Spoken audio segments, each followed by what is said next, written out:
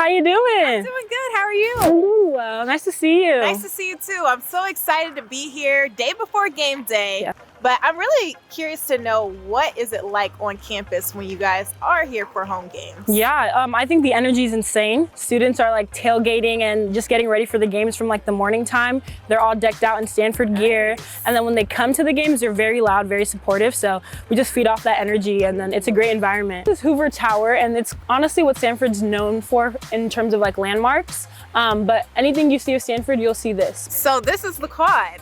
Yep. This is beautiful. A lot of our classes are here, so I'm here pretty much every day. I have English, math, just a bunch of ranges of classes here. And there's always so many people here, so it's really nice being out here. Yes. What's one word that you describe the quad? I would say unreal. It's like you get this kind of feeling like, wow, this is like not of this world. And I think that's because of all the scenery that we see. Like, it's so beautiful. There's a bunch of plants, and then also just a bunch of people here. It's like always good vibes. Yeah. I've had classes out here, picnics out here. People are just out here playing volleyball, just a good space to just be outside and like just bask in the beauty of Stanford. But switching gears back onto the court, I know it's your sophomore year. Yes. What can we expect from you? Much more aggressive. I want it badly this year, so I'm trying to eat. Okay. No crumbs, right? No crumbs.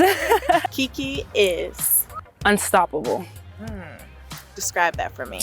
I feel like unstoppable, not just on the basketball court, but just in life. I feel like that's something that I want to embody even more, but something I've really taken in this year from my freshman year, just in all aspects, like in the classroom, just my daily life. Like, nothing can stop me but myself. So I think unstoppable is what I want to say. Describe yourself on game day, but as an emoji.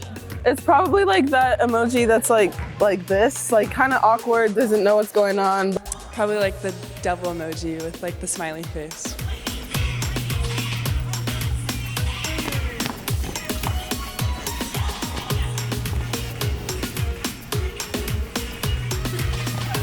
The past two champions, Stanford and South Carolina, are facing off in a top two battle, so I'm going to give you my madness matchup keys to the game. Starting with Stanford. Number one, they have to let it fly. This is one of the top three-point shooting teams in the nation, and they're so dangerous because they are equipped with multiple positionless players who can knock it down beyond the arc. They can stretch the floor and create tons of space. Number two, limit turnovers. Last time these two teams saw each other in December, Stanford committed 20 turnovers and let go of an 18-point lead heading into the second half. They have to take care of every possession in this matchup. Number three, contain Aaliyah Boston, the National Player of the Year. You can throw multiple defenders at her, double team her, triple team her. It doesn't matter. She stays so poised, and she puts up consistent numbers, a double-double every single game, so they'll have to find an answer for her. And she also brings a massive defensive presence for South Carolina. Speaking of South Carolina, let's go through their keys. They have to let their defense spark their offense. This is a team that loves to run and get out in transition. Last time these two teams faced each other, I mentioned those 20 turnovers by Stanford. South Carolina was able to capitalize off of those mistakes with 26 points. Number two, own the glass. South Carolina has to win that rebounding battle, and especially on the offensive glass where they dominate.